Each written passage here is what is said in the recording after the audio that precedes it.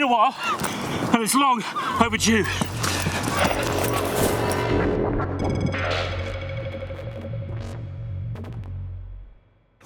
I don't know about you, but I've not been sleeping that well of late. I guess it's the anxiety of the situation we're currently in. I was so anxious the other night, I actually dreamt that I was recording a really big film score at Air Studio 1 for some reason, and the entire orchestra had brought all of their kids into the live room. 1MO1 didn't go well. But I've been an insomniac for many years, and I've learned to, instead of fighting it, use it as bonus time. And so it came to pass that I finally got around to doing something that I'm terrible at. It's time to introduce you to something.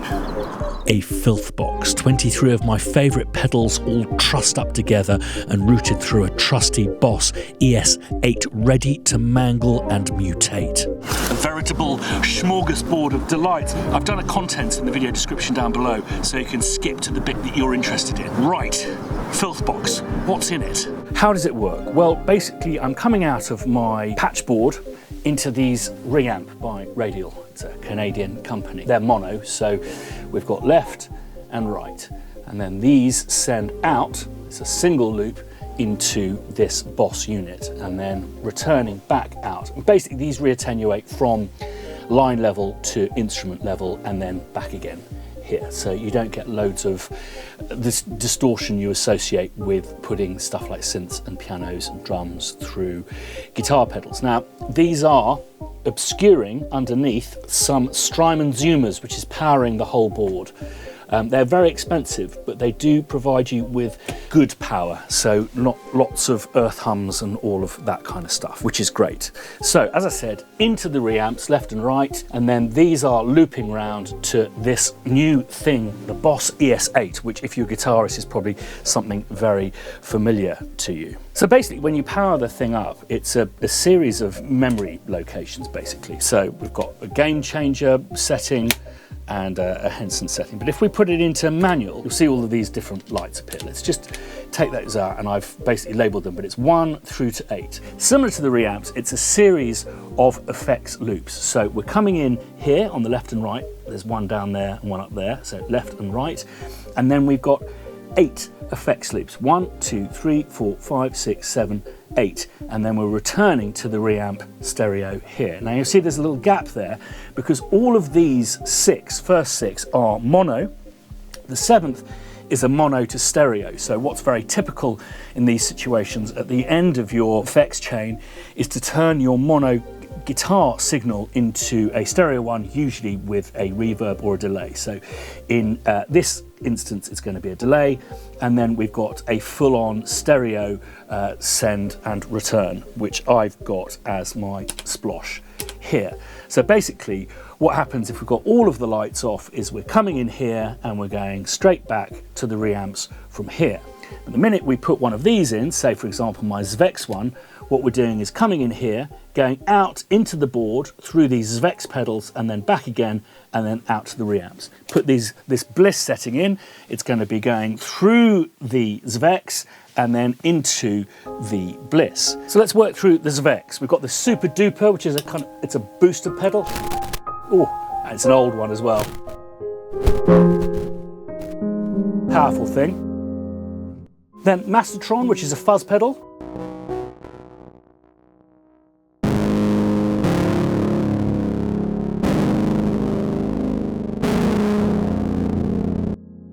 Ringtone, which is a ring modulator with a difference. You can use it in single mode and change, but also as a sequence. Next up, Lo-Fi Junkie, which is kind of a vinyl imitator. Oh, it's great.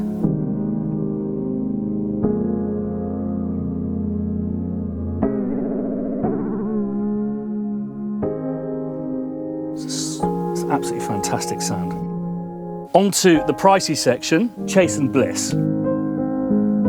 So more warped vinyl-y stuff. Let's make that slower.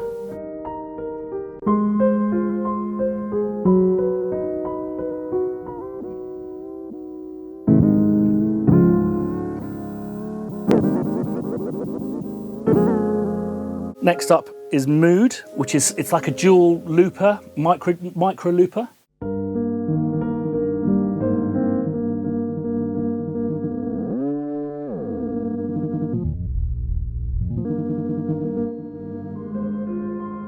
These different kind of effects on.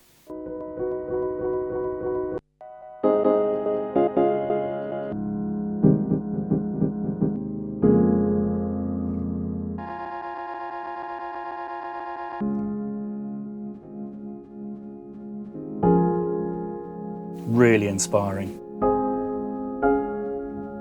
When you bypass it, you can see it's continuously recording.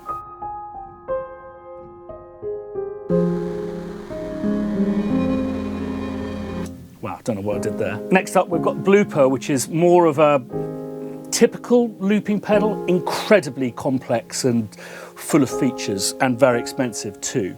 But basically, let me just delete its memory. Next up is distortion zone, and none of my distortions are ordinary. You could shush. Right, got my heliotrope, which is, it's kind of like a bit crushing distortion pedal.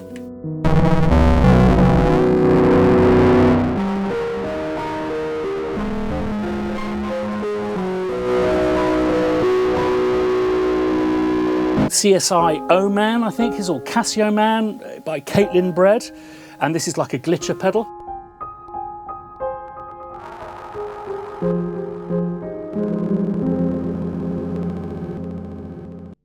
Next up, Absolute Beast. This is more of a tracking pedal, so will work better for monophonic. You'll see what I mean.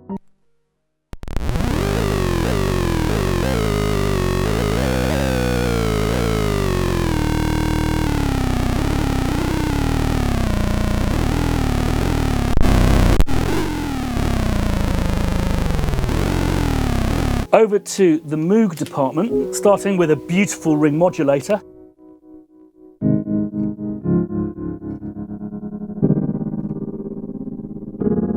And this is when these boards really come into their own. Being able to adjust a multitude of different knobs, buttons and faders simultaneously is fantastic. Let me just put a bit of reverb on.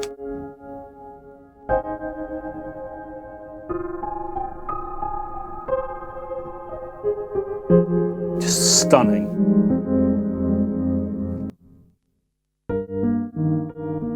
Analog delay.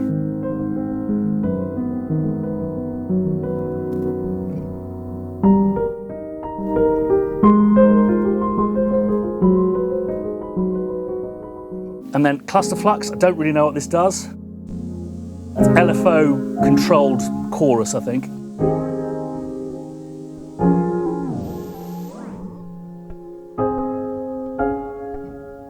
Again, just great once you add a bit of cinema to it.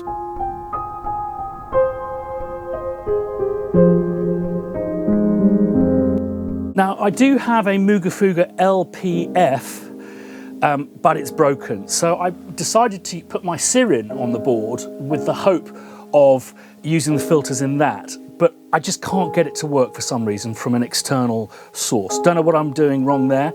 So that's one is gonna have to go away for now, but not to worry, I have something to replace it. Shallow waters, I absolutely love them. So what I've decided to do is go back through my patch bay into this overstair, which is something I'm going to show you in a future vlog, and this has an LPF.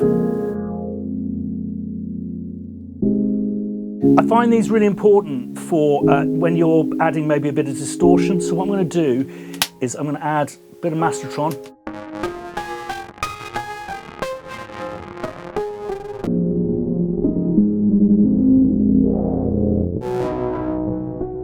Add some splosh.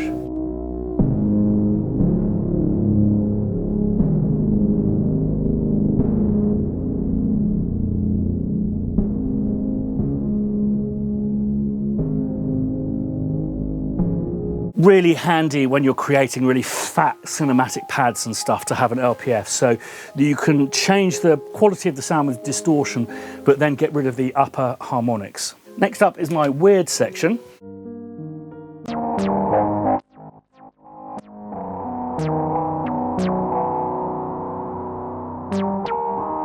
video delay pedal.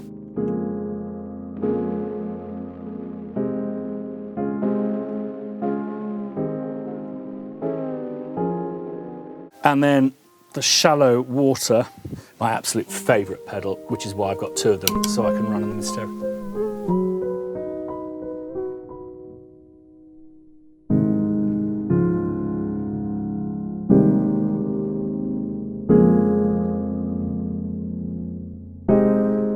Splosh.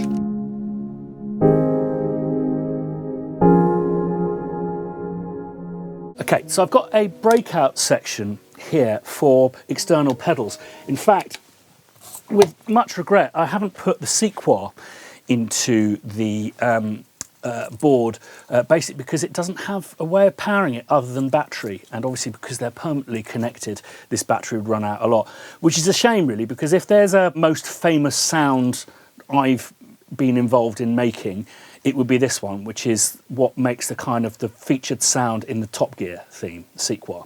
So I've got this breakout section to be able to plug in extra pedals as and when I need them, or pedals that don't really fit on the board. Game Changer Audio Sustainer, which again I've done a video about. This is just awesome.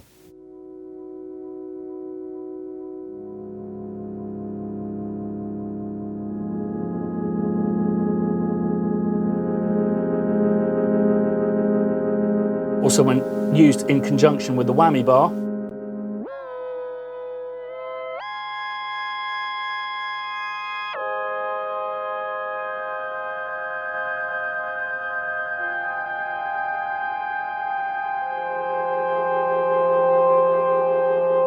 and I believe Ed O'Brien from Radiohead uses that a lot, because there's three guitarists in Radiohead. They have to find ways of kind of getting above and on top of each other. Okay, so that's the last of the mono channels. I now have my mono to stereo channel. If you recall, it's one mono to stereo and one stereo, starting with another one of Ed O'Brien's favourites, I believe.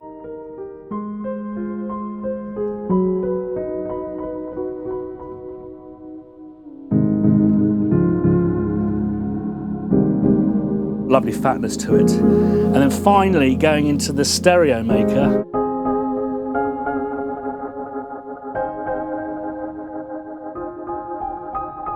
And then Autobahn as my Sploshmeister number one.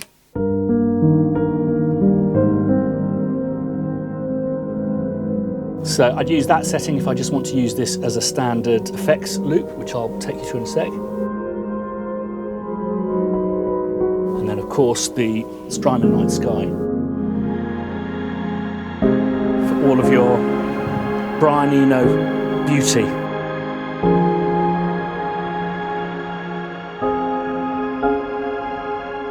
So I obviously can't change the orders of the pedals within effects loops, but what I can do is change the order of the different loops. And there's this clever page here. So I'll put as Vex in, and then put the breakout in.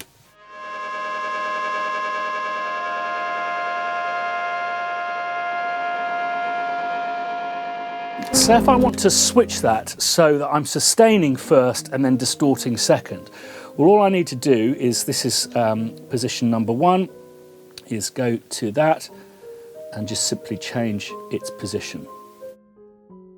So it comes after 6. Distort.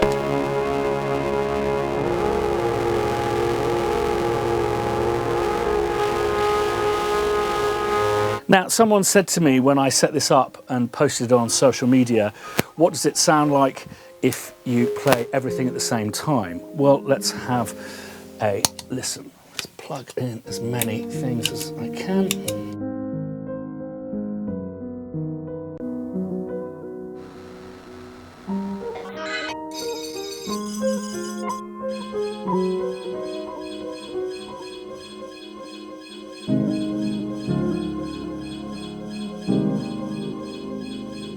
Okay, let's see what it sounds like.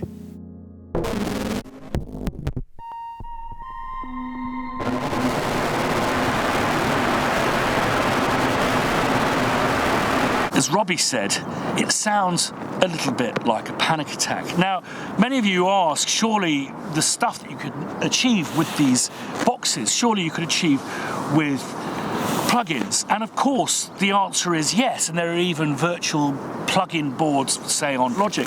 For me, it's less about the sounds and the functionality, it's more about creating a new and different environment. Whenever we step into any new environment, we change our actions, our behaviors. For me, it's about creating something I don't have muscle memory for. It's about not pulling up the Apple pitch or the Logic distortion plugin. It's about investigation. It's about adventure.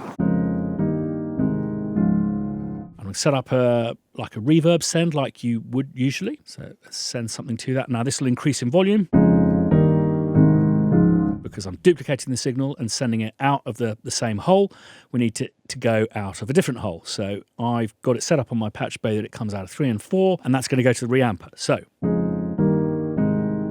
back to the original volume, and I'm not hearing anything back from the pedal board. That's because we need to get it back. So let's say this is effects send, and then let's create another auxiliary effects return and just make sure that's coming in on 3 and 4. That's how I've got it patched up. Okay, so what I'm going to do is I'm going to set some delays and reverbs with the mix up 100%.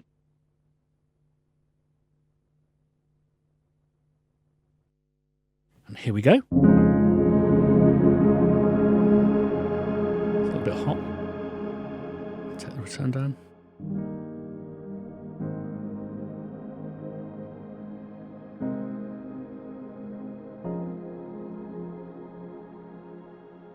So that's great. So it just behaves like a normal effects send. Now, the most important thing to do is always, fiddling around with these little boxes. Even if you just go for a P, you'll come back and it'll never sound the same. So it's always really worth recording it down. And you can do that simultaneously with the MIDI. So let's just go track, audio. So this is going to be instead of this FX return. So we're just going to set that up exactly the same way. Input 3 and 4. Let's make it stereo. Put it into record, and let's put that into record.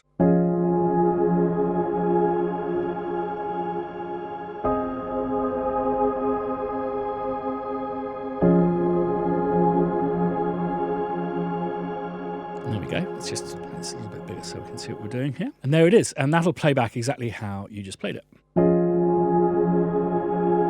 Now, if you are not into that little kind of delay there, you can then move it around. And what's also quite fun is because the MIDI is still editable, but the audio isn't, you can maybe shift the MIDI down.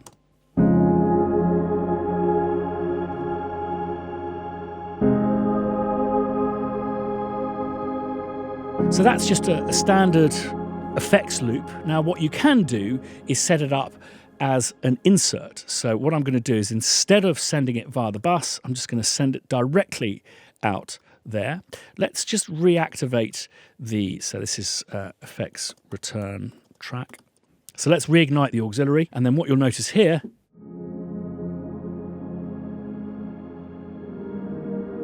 none of the live signal. Now I can put some of the live signal in on the board by taking the mix down of the delays and the reverbs.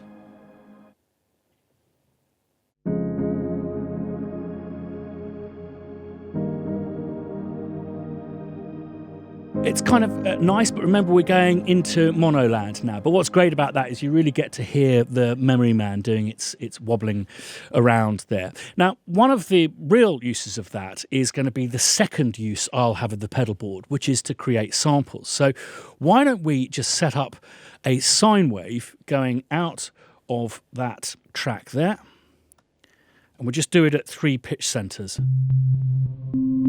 But instead of the reverb, I think I might try some distortion.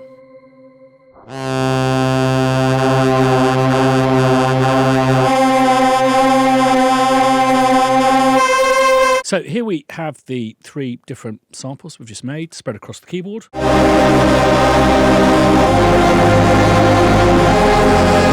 What? I hope to get better sounds out of the Filth Box. Now, in all honesty, I'm working on, I think I've mentioned this before, a absolutely mammoth project that hopefully I'm going to meet you here on June the 21st to discuss and celebrate. I can't wait to tell you what it's all about. This is where the Filth Box is really going to earn its keep.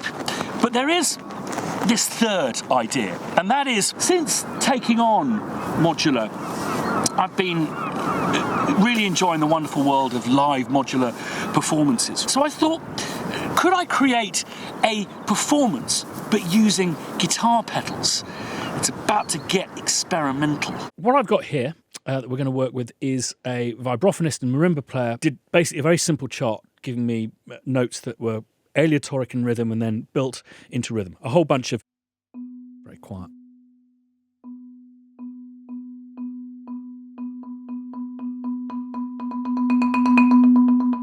I've just rolled a bit of bottom end off there, and I'm just going to use the insert method to put it out there and run it into the pedal board.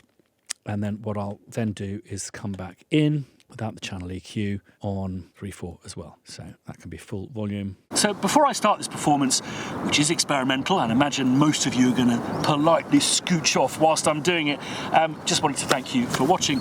As always, subscribe if you haven't done, and ding that bell to be notified the next time I'm putting a video up. There's going to be lots of exciting stuff coming up, including a new shed tour of my new acoustically treated shed, including Cassette Corner.